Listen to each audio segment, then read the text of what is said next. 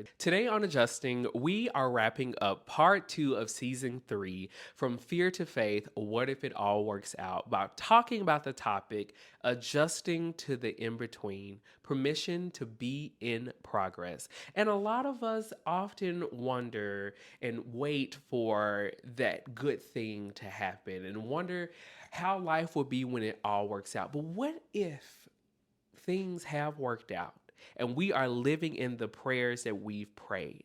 So today I give you permission to be in progress. And my hope and prayer is that by the end of this episode, you will have the tools to remove the shame, to remove the doubt, to embrace curiosity, embrace the gray, and be the person that you have prayed to become. So sit back, relax, and welcome to Adjusting.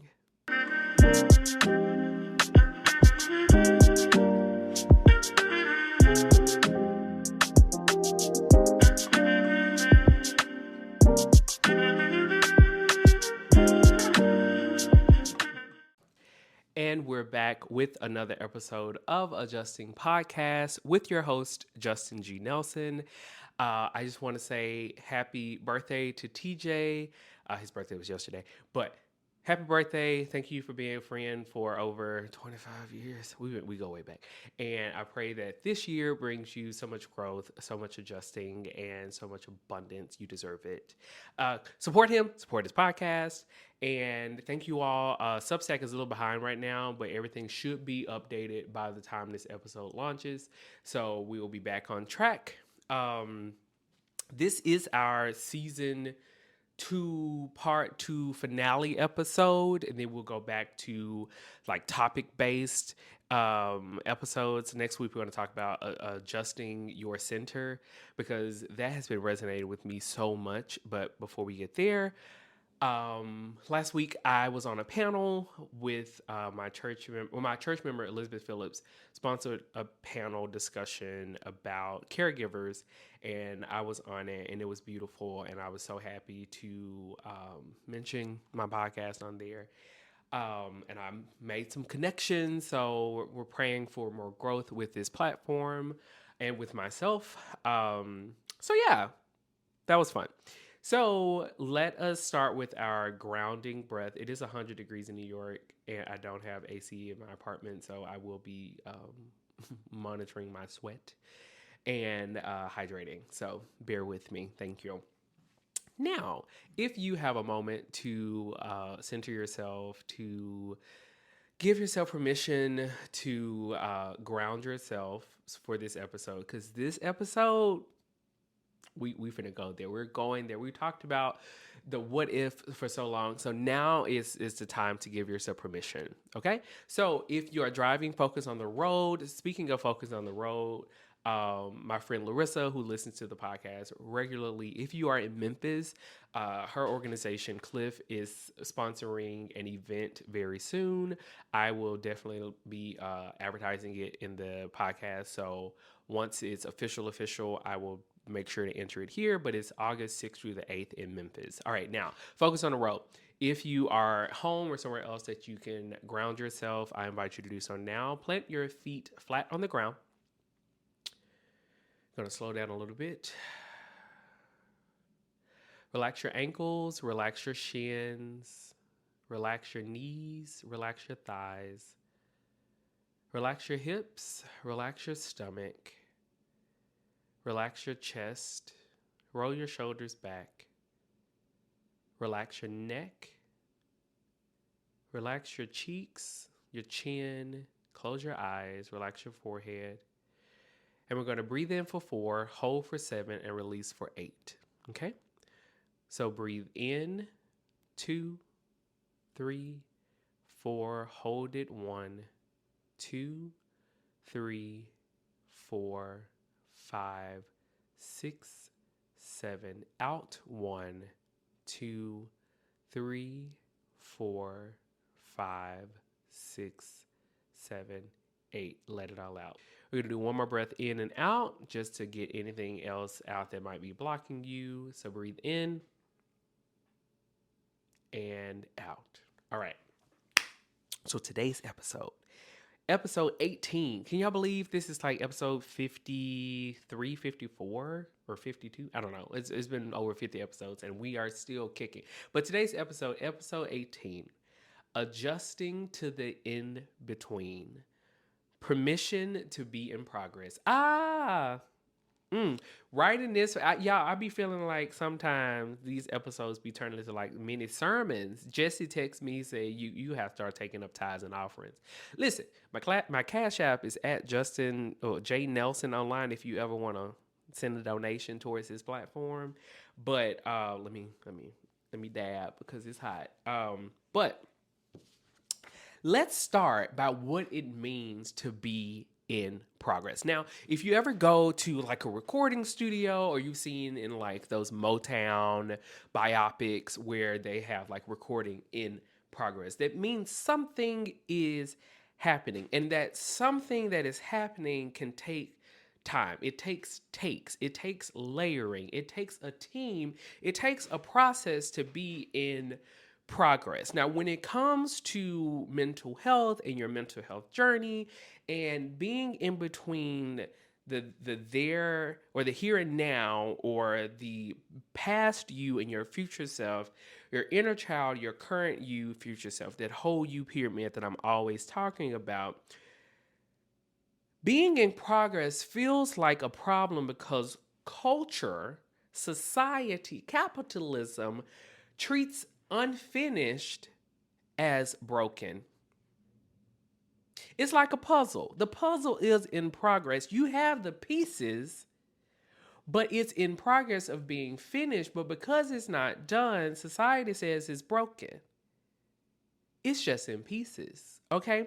Think about how we talk about people. She's really got it together. He's so put together. She's really arrived. Those phrases imply that the goal is to arrive somewhere, to be a finished product, like a cake that's done baking. But here's the thing. Here's where we sit with it, because we don't sit with stuff like we need to. Okay, here's the thing. Knowing in nature, nothing in nature actually works that way. A tree doesn't apologize for not being fully grown. A caterpillar doesn't rush the cocoon process, okay? But we do this consistently.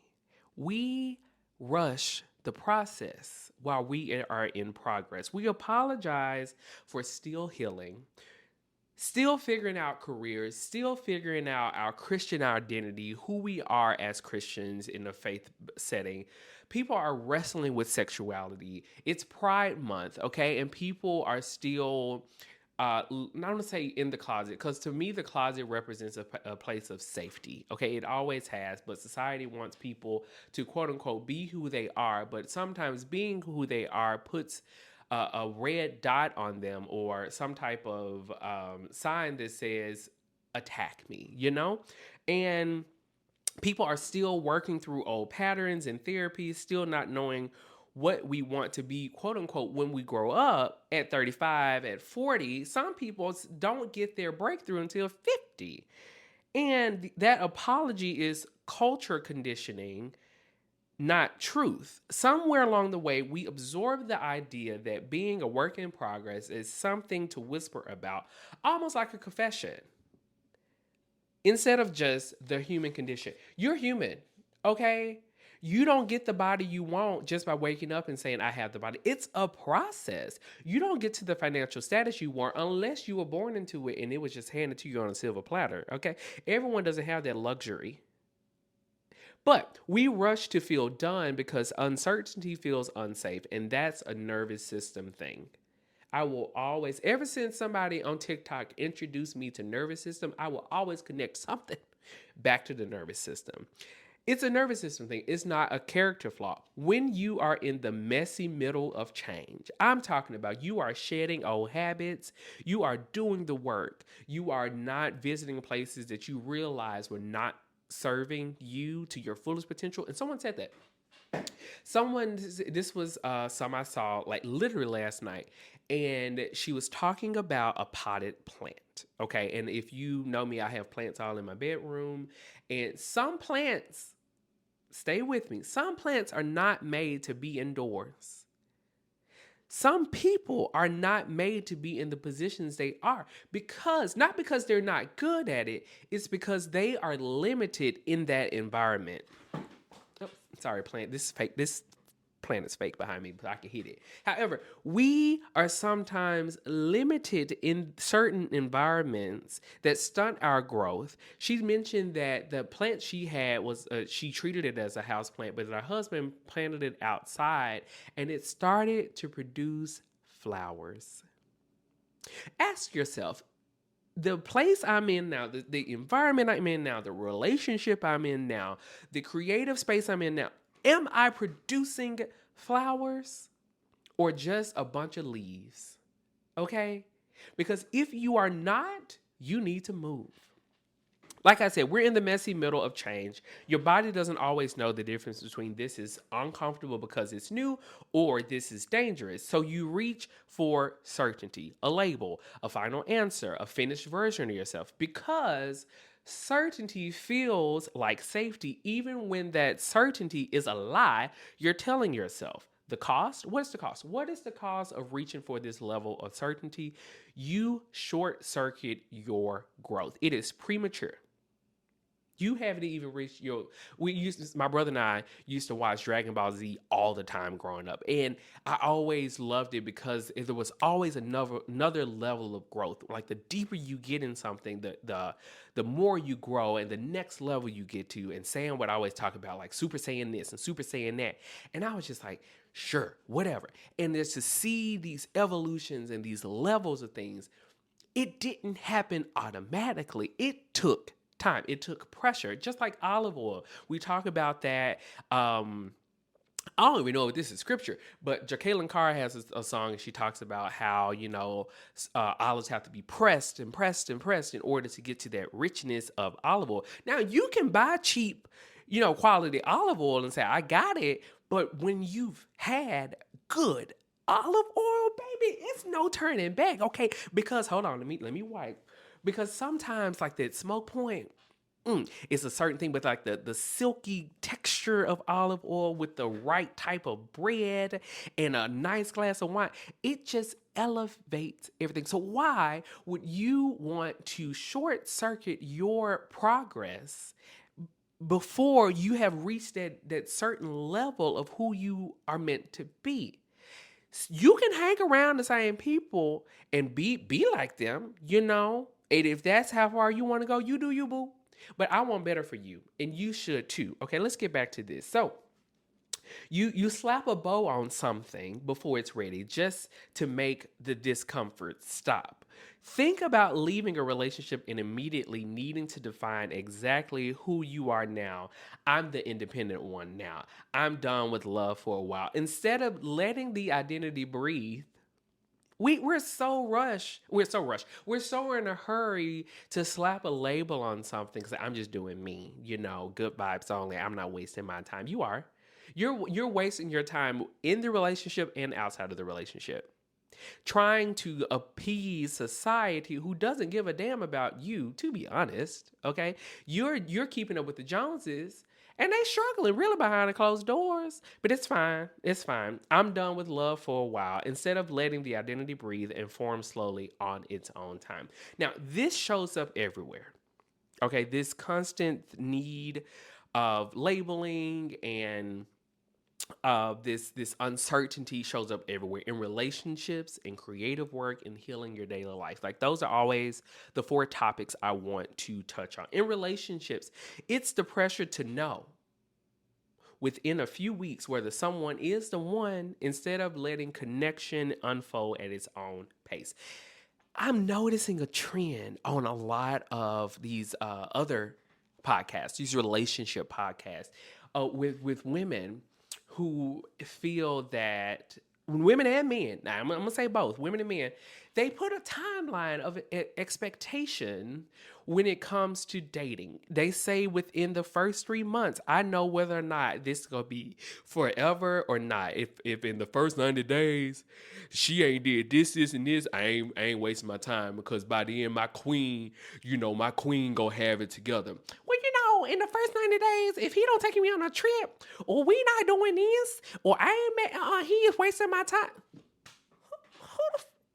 do you think you are? Like, who owes you that in the first 90 days? Hell, it took 9 months to make you. Did you rush your mama to push you out sooner? Like, why are we in a rush? I get it. I get it. Time is valuable. Love is valuable too.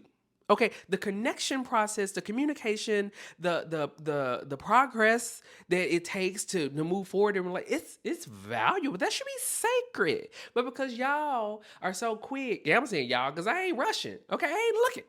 I'm doing me, you know? But y'all are in a rush to fill a void that y'all created within yourself that you want somebody else to be to blame for it. No, it's you. You the problem. Okay? So sit with that.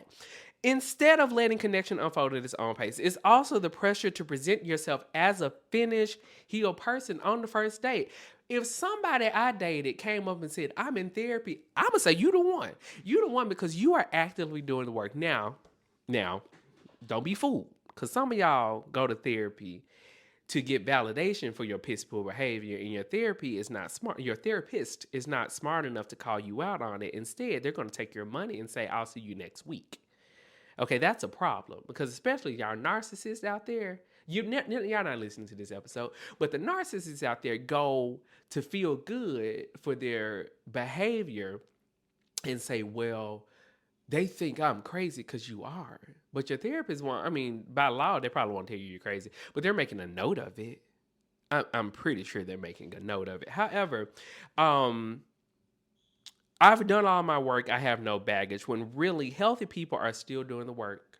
And please don't be ashamed for doing the work. Okay. I love having conversations. Like, what are you doing? Like, what are you doing in therapy? Are you doing cognitive behavioral therapy? Are you doing EDMR? Like, what type of therapy is working for you? Let me know. Like, we can have a deep conversation about that. I love that. Health people are still doing the work just with better tools. In creative work, it's publishing something before it feels finished because waiting feels unbearable. This is something I dealt with in the bookish space. Like, I felt that if I wasn't posting book reviews every day or I wasn't reading the latest book as soon as it came out while it was trending, that nobody would value my content and I wouldn't get book deals and da-da-da-da. And I had to think, like, Justin, why are you reading books? Like, why do you have this collection of books behind you? And I told Ebony, I'm trying to become disgustingly educated. Okay, I want to be so educated that I can walk in any room and say, "Oh yeah, what about that?" And my brother is the king of this. Like, he's knowledgeable. He knows the bare minimum about everything, but is so quick with it that he will fool anybody.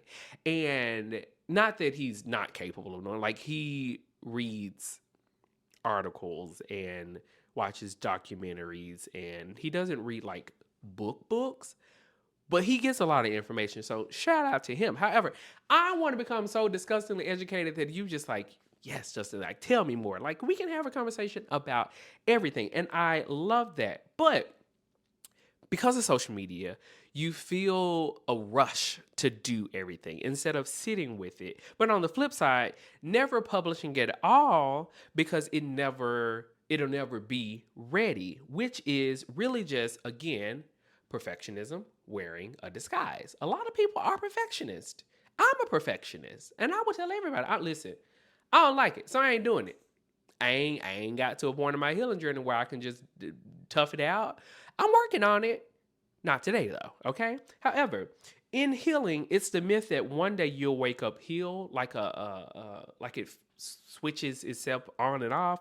Instead of understanding healing as something being layered and ongoing, something you keep doing gently for life, okay? And it's one reason I enjoy reading like historical fiction books and slave narratives. I know, Justin, it's weird. I know, but it's something about reading how we overcame something that gives me joy, and it makes me proud to be Black, and it makes me want to honor my ancestors in a more bold way. You know, I'm proud to be Black. All right. And I'm proud of the stories that are passed down through these books. And so many banned books talk about us, but because of where we are in the political state, they're being removed and trying to be, taken out of stock. But you won't take it from me, okay? Because these are mine. I own these, all right? So, and in daily life, it shows up in the pressure to have your morning routine locked in, your 5-year plan on your iPad, on your desktop, on your wall, okay, with no room for error. This is what is happening. Your relationship with your body fully healed, your finances fully sorted out, all right now, today. You in your head, you have been conditioned to think you had to have all this planned out today, as if life issues a report card and you're worried about your grade. Homeroom is available. Okay, we can sit and talk about it. We can figure it out. But no one says you had to have all this figured out today. And if someone did, they lied. However, underneath all of that is grief. The grief of identity in transition. You are mourning. Thank you for listening. I'm joking. You are mourning a version of yourself you're leaving behind, even if that transition is good or bad. Even if the old job, the old relationship, the old belief system, the old way you coped was painful, it was familiar. And the new version of you, not even fully formed yet. She doesn't have a name tag. So you're staring at a doorway, not where you were, not yet who you're becoming, but that doorway can feel incredibly lonely.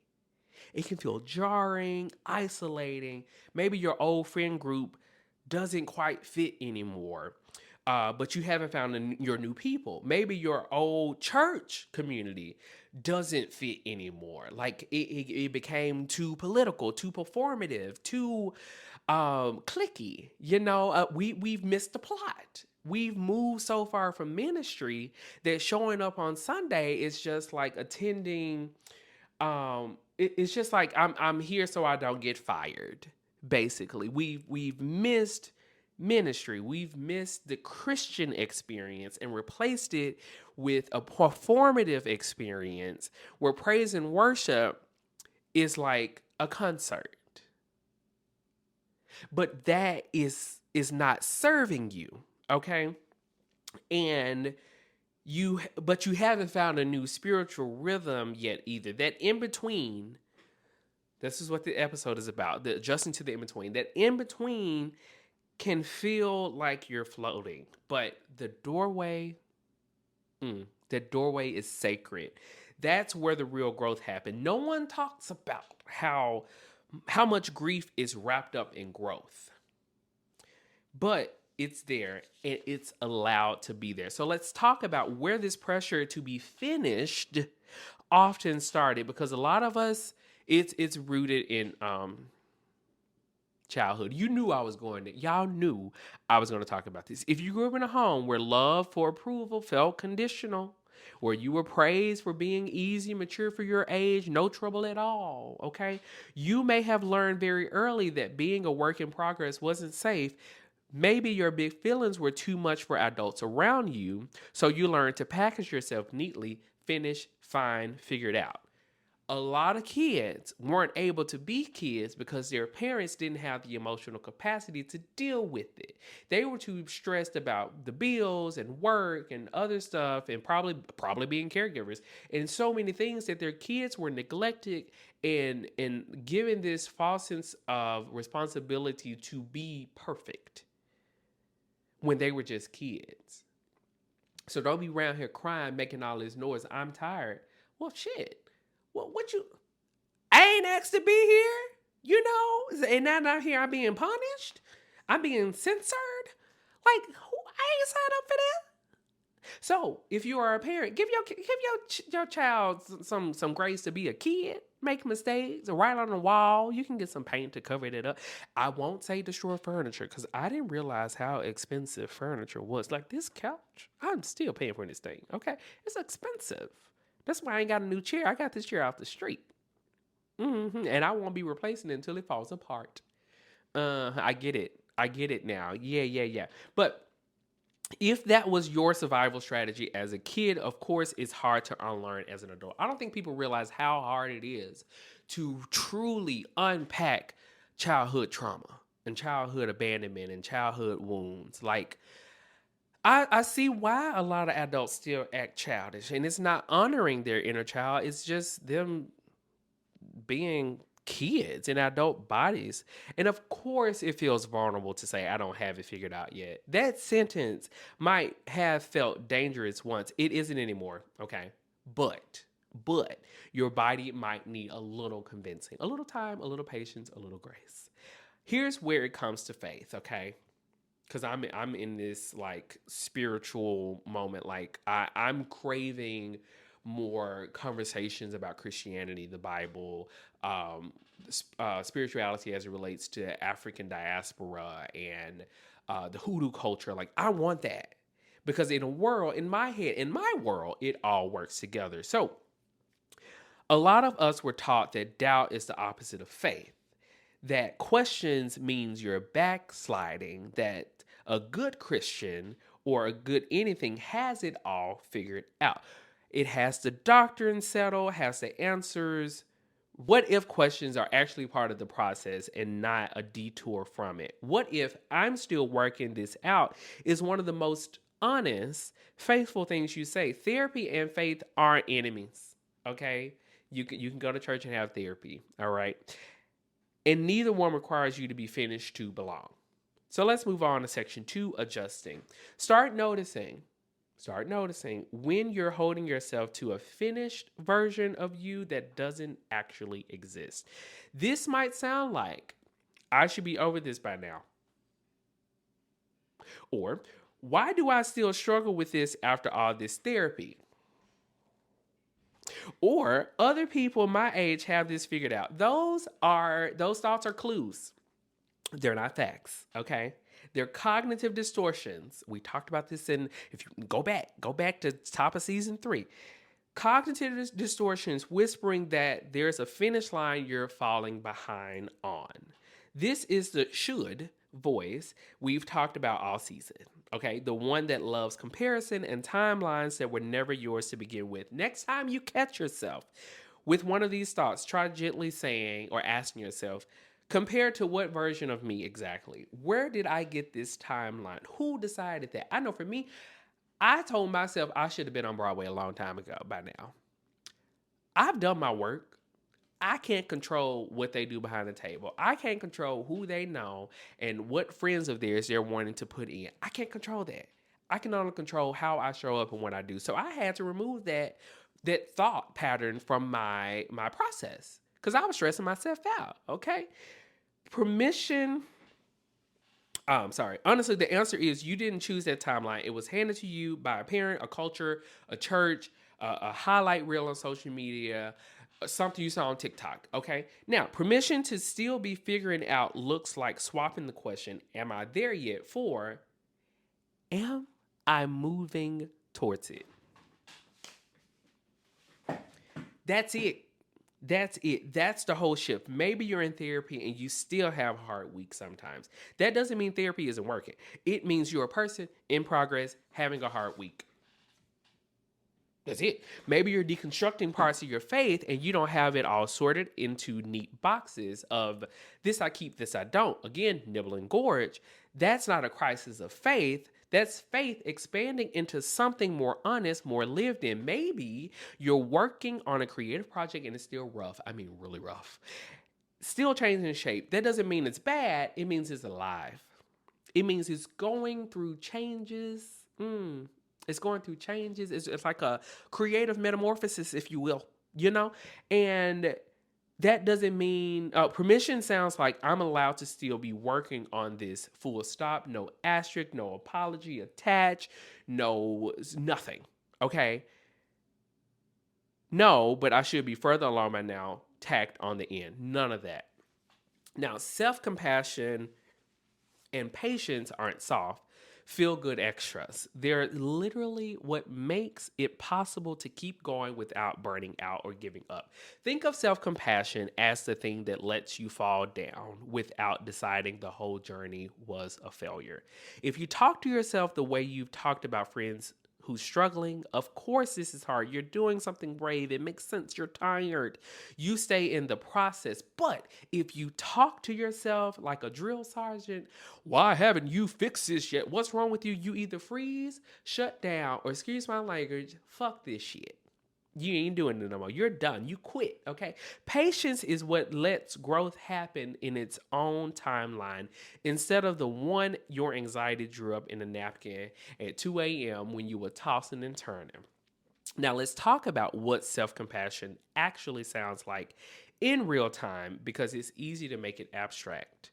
It's not, I'm proud of myself. I've grown so much all that time. Sometimes it's much smaller, okay?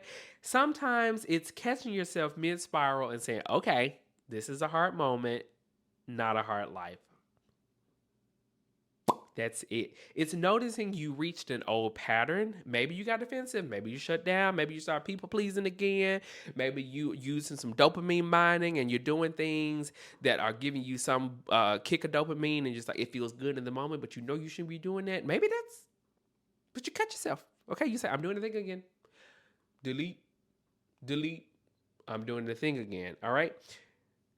That's not letting yourself off the hook. It's actually how changes stick. Okay, shame makes us hide and repeat. Compassion makes us look and adjust.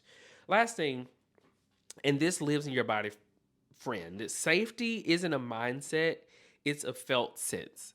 When you've spent years, and maybe since childhood, needing to have things figured out to feel safe, maybe because unpredictability at home meant danger or love felt conditional, your nervous system learned that uncertainty equals threat. So when you try to sit in the in between now, your body might respond to tightness or with tightness, restlessness, that itch to do something, to fix something, to always be moving and working on something. You know, you might notice your jaw clench or your chest tight, your mind racing to make a decision just so the discomfort will stop, even if it's the wrong decision. So, what does it feel like when your body starts to trust the in between? It's like a slower exhale. You know, you can really sit and your brain doesn't feel like you have 1,000 tabs open. Maybe it's only 500 tabs. You know, maybe your heart rate is a little slower. Not like you're dying, but just like, I don't feel as stressed. Your shoulders are a little lighter, you know? Um, it's being able to say I don't know yet out loud to a friend or a partner or a therapist. It's not it sorry. Okay. It's sitting with an unanswered question for a day, for a week, for a season, and not feeling like the world is ending.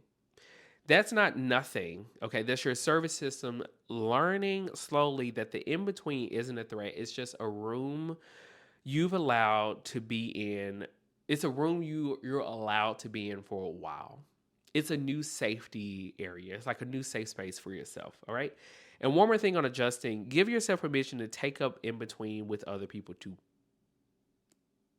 This might mean telling a friend, I don't actually know what I think about that yet. Can I get back to you? Can I come back when I am rested and I can sit with this a little more? Okay, because you popped this on me. Give me time to let this marinate. All right. So section 3, apply.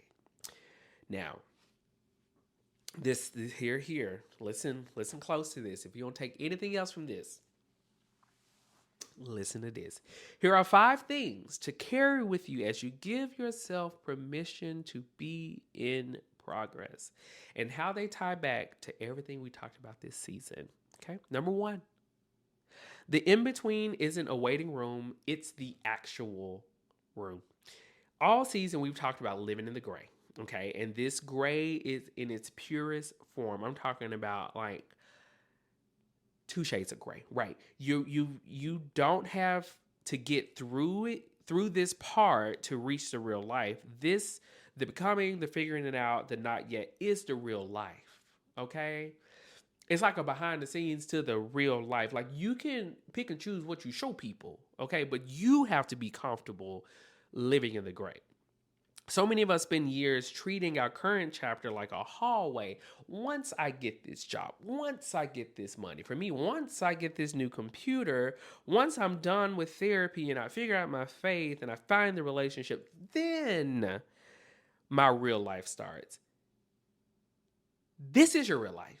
Okay, this room, this space, this moment we're having right now is your real life. Stop standing by the door with your coat on, sit down, move a little bit, have some tea, live here for a while because here is actually where you are. Some of y'all are living in the future and getting upset because it's not happening right now. You have to learn and be comfortable to live in the moment, live in the now, live in the gray. Number two, your intuition doesn't need to be finished to be trustworthy. Remember when we talked about fear versus intuition earlier this season? Fear says you can't trust yourself until you've got it all figured out.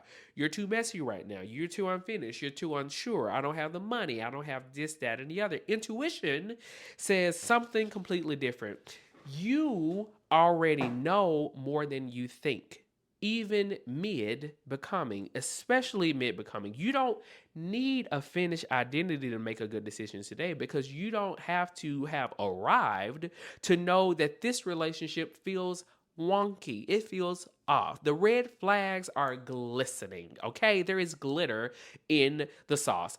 Or that this opportunity feels right, or that you need rest, or that you need to speak up. You just need to listen to yourself, not others, to yourself. And the in-between version of you is just as worthy of being listened to as the finished version you're waiting to become. Number three, curiosity is the antidote to the shame of not being done yet. My friend Sherrod, not someone, my friend Sherrod and I were talking about, Justin, what keeps you going? How do you manage your podcast and your vegan stuff and the book content and still auditioning and working 3 jobs and working at your church and creating more stuff? Curiosity.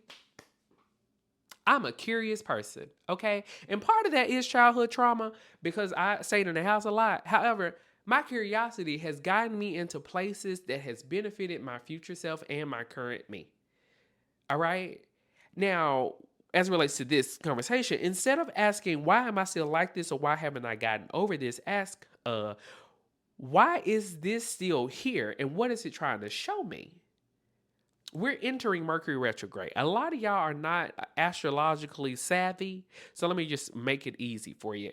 Mercury retrograde means in my head to revisit, revise, replan, restructure. It's like a revisiting of old things that hasn't really healed or not healed, old things that hasn't finished. Like there might be a project or something you really need to revisit and just like, okay, let me revisit this now based off the experiences have happened over the past 3 months, or sometimes depending on where this retrograde happens in your chart, it could be the past 6 years, okay? Because of chart placement. That's a whole, I'm gonna bring astrologists on here so we can talk about that. But as it relates to curiosity, what is he trying to show me? That tiny shift from judgment to curiosity turns the in-between from a place of shame into a place of discovery. Okay. This season, curiosity has been your flashlight. It has been shining light on things and topics and places, dark places in your life that you just like, well, let me just be more curious about this. Now, when I say curiosity, I mean about positive things and healthy things. I'm not saying go try drugs. I ain't never that curious, okay? Curiosity to understand, to learn more. Like I said, I want to be disgustingly educated. Okay, I want to learn everything. I want to be curious about, I want to talk about the dinosaurs and like what really happened to them. I want to be curious about the Bible and why Noah's Ark didn't have a steering shift, but yet they made it safely. And like, was the intention just to float for 40 days and 40 nights? Or was there a destination in mind? Like, that is where my curiosity lives. Not, what does cocaine taste like? I don't give a damn. That would never be my curiosity, okay? But no, no shade to those who have tried it and lived. Good for you. Tell me about it. Like I said, this season, curiosity has been your flashlight, the thing that helped you look at fear without flinching, that helped you notice your patterns without spiraling into self-blame. Keep that flashlight as you head into whatever's next, okay? Curiosity doesn't require you to have answers. It just requires you to stay interested in your story. To me, curiosity is your way of honoring your inner child. It gives you that childlike sense of freedom and exploration to just be, to make mistakes, to live in the gray, to explore and say, oh, I didn't die. I don't want to do that again, but I didn't die. And I can say I did it. Okay. Number 4, small steps are still steps. Fight me. Okay.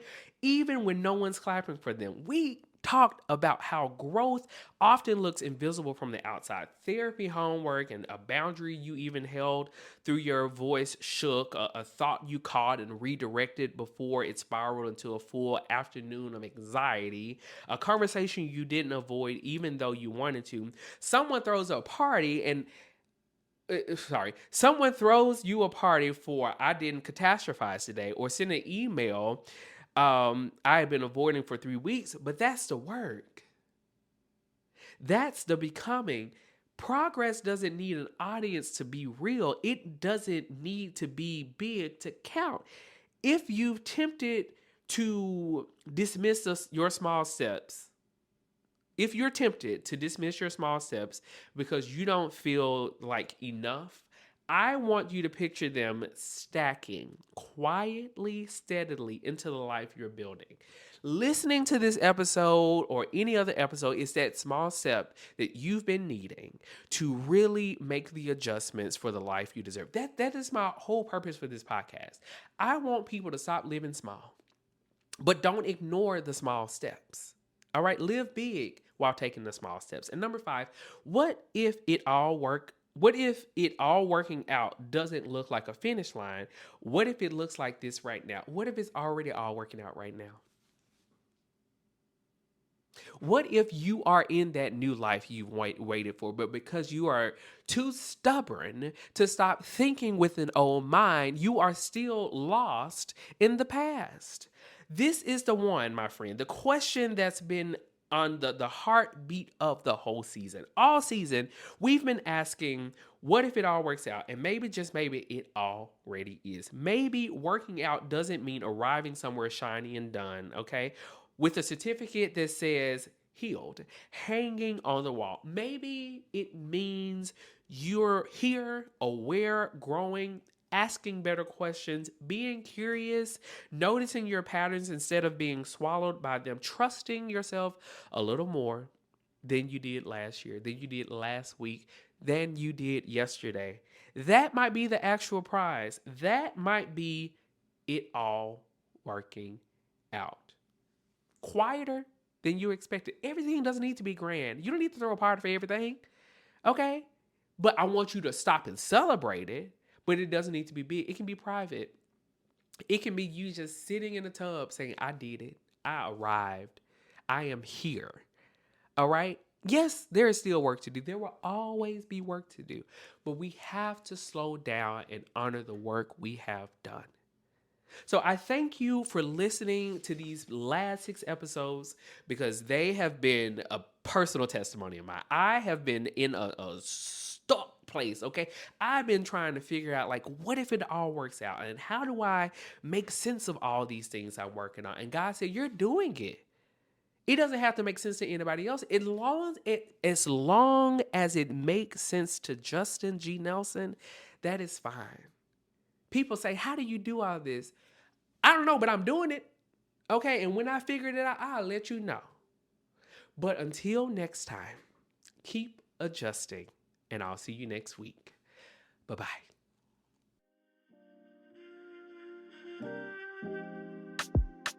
Thanks for tuning in to this week's episode. I hope you take something away to help you make the adjustments you need. Before you go, please take a quick second to share this with someone you care about. And if you can, please leave a 5-star rating and review on whatever platform you're listening to this on. For more information about adjusting or to inquire about being a guest, head over to adjustingpod.com. Until next time.